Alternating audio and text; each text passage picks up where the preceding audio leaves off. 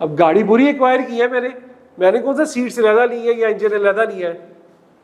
तो एसेट गाड़ी पूरी एक्वायर की कितने की, 50,000 की। अब 12 के अंदर बेचा सिर्फ इंजन। अब इस लाइन को जरा दोबारा पढ़े, vera part of an asset, vera part engine of an asset is disposed of by the person, ठीक है। The cost of the asset, cost of the asset 50,000, the cost of the asset shall be apportion, इसे apportion कर दिया जाएगा between the part of the assets retained and the part disposed of in accordance with their respective fair market values। उनकी fair market values के मुताबिक इस cost को apportion कर दिया जाएगा। और वो फेयर मार्केट वैल्यू कब की, जब एक्वायर किया था उसको। अगर आपने पार्ट ऑफ द एसेट बेच दिया तो उस एसेट की कॉस्ट को अपोर्शन कर दिया जाएगा किसके मुताबिक, उनकी फेयर मार्केट वैल्यूज के मुताबिक। और फेयर मार्केट वैल्यूज कब की, जब एसेट एक्वायर। अब यहां पे देखते हैं कि हो सकता है 2009 में सीट्स जो थी वो 40,000 की मिलती थी, बल्कि नहीं उल्टा कर दिया, सीट्स इंजन जो था वो 40,000 का मिलता था और जो सीट्स थी वो 20,000 की मिलती थी। फेयर मार्केट वैल्यू अगर अलहदा अलहदा लेते हैं, अगर आप मार्केट से जाके इंजन उठाते तो आपको कितने का पड़ता, 40,000 का। और अगर आप मार्केट से जाके सीटें उठाते तो कितने की मिलती, 20,000 की। तो फेयर मार्केट वैल्यू इनकी थी 60,000 की, ठीक है। इंडिविजुअल आइटम्स की जो फेयर मार्केट वैल्यू थी अगर दोनों की मिलाए तो 60,000 की। लेकिन क्योंकि मैंने कंबाइन में ली थी इसलिए मुझे कितने में पड़ी, 50,000। तो ये मुझे फेयर मार्केट वैल्यू आ गई उस टाइम की, ये कॉस्ट है। अब जो मैंने एसेट बेचा इसकी कॉस्ट क्या होगी, 50,000। इस कॉस्ट को मैं क्या कर दूंगा, अपोर्शन कर दूंगा किसमें, वो जो फेयर मार्केट वैल्यू थी at the time when asset is acquired. लगी समझ।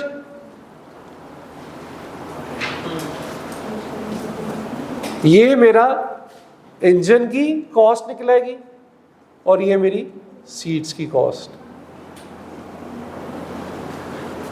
50,000 की कॉस्ट को अपोर्शन करूंगा बिटवीन,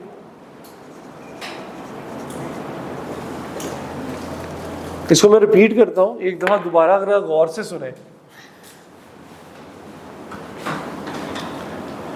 ये रूल तब लगना है जब आपने अपने एसेट का जो कंबाइन में एक्वायर किया था उसका एक हिस्सा बेच दिया।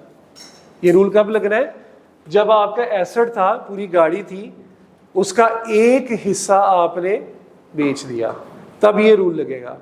रूल क्या है कि आपने एसेट एक्वायर किया था 50,000 का, ये एसेट की कॉस्ट है, ये एसेट की कॉस्ट है।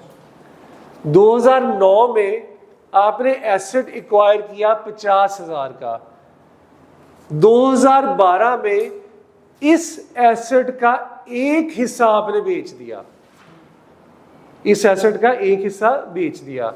अब जब एक हिस्सा बेच दिया तो मुझे उस एक हिस्से की क्या चाहिए, कॉस्ट। उस एक हिस्से की कॉस्ट चाहिए ना, कितने का खरीदा था वो एक हिस्सा।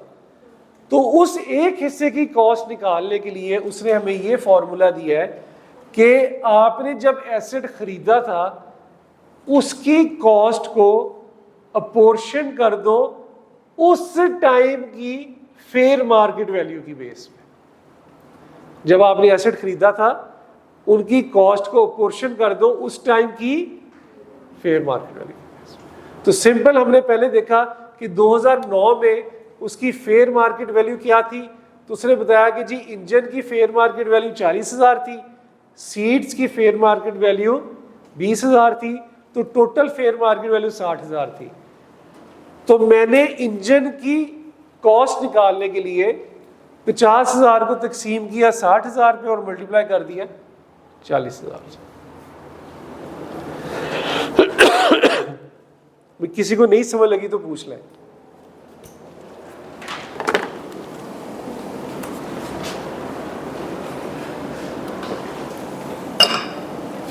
एनी क्वेश्चन, कोई कंफ्यूजन किसी किस्म की, बी ओपन टू डिस्कस, ताकि कोई कंफ्यूजन ना रहे। आपको लगी समझ? पक्की बात है। फेयर मार्केट वैल्यू कब की लेनी है? तो जब का एसेट, जब की कॉस्ट थी, जब उसे खरीदा था, उसकी फेयर मार्केट वैल्यू तब की कॉस्ट लेके हमारे पास क्या आएगा? 2012 में जो चीज बेची है उसकी क्या कॉस्ट। ठीक है,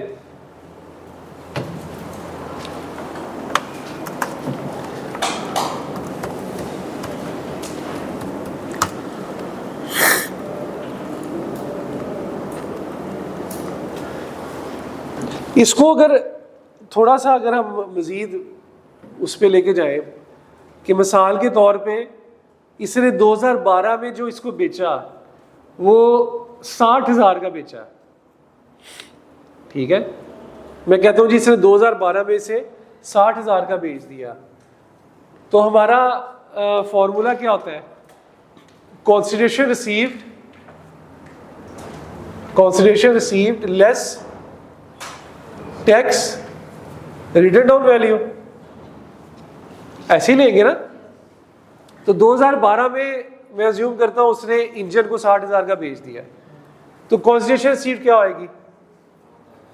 60,000। Tax return down value engine की क्या होगी? उसके लिए मुझे क्या चाहिए? कॉस्ट चाहिए, ठीक है ना। मुझे उस इंजन की कॉस्ट चाहिए, कब की? 2009 की। फिर मैं डेप्रिसिएशन लगाऊंगा, कब कब की? 10, 11, 10 की लगाऊंगा, 11 की लगाऊंगा। 12 में तो बेच दिया, जिस साल बेचा उस साल की डेप्रिसिएशन नहीं लगाऊंगा, तो उनकी डेप्रिसिएशन इसमें से माइनस करूंगा तो मेरे पास क्या आ जाएगी? Return down value. तो 2009 की कॉस्ट मैंने कैसे निकाली? अपोर्शन करके। ये कितनी आई फिगर? कितनी?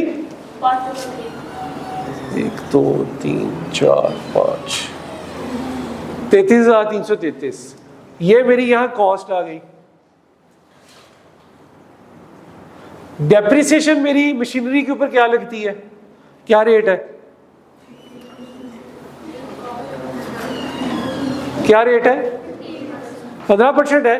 तो डेप्रिसिएशन मेरी 3 सालों की लगेगी ना। डेप्रिसिएशन मेरी 3 साल की लगेगी, 9 की लगेगी, 10 की लगेगी और 11 की। 3 साल की डेप्रिसिएशन निकालें। 9 पे डेप्रिसिएशन क्या है? 33,333 पे 15% निकालें।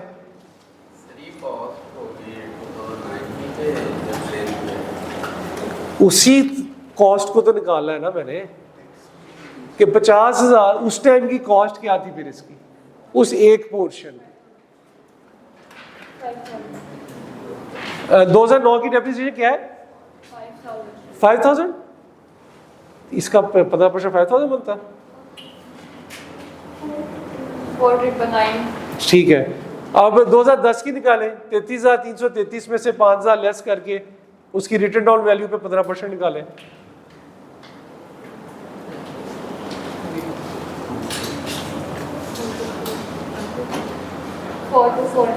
Four to 449।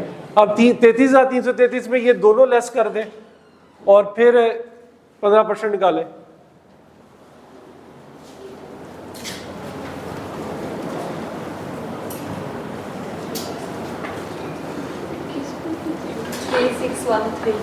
Three six one three. बताएं रिटर्न डाउन वैल्यू क्या बनी?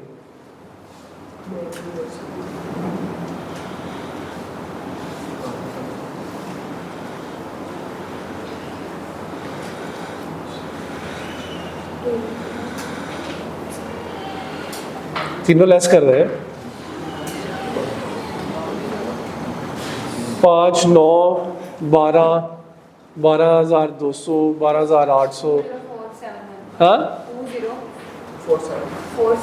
2047 7,1 ले जी, इसकी 20,471 टैक्स रिटर्न डाउन वैल्यू बन गई। प्रॉफिट कितना आ गया?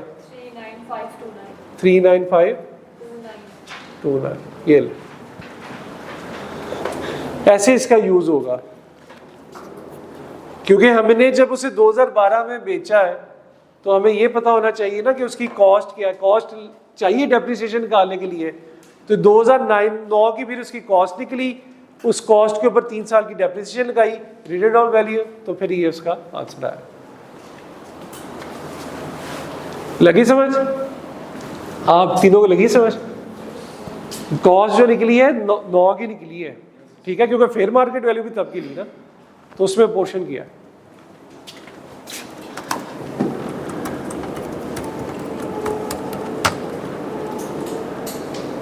अच्छा आगे बस ये अभी याद है कि आज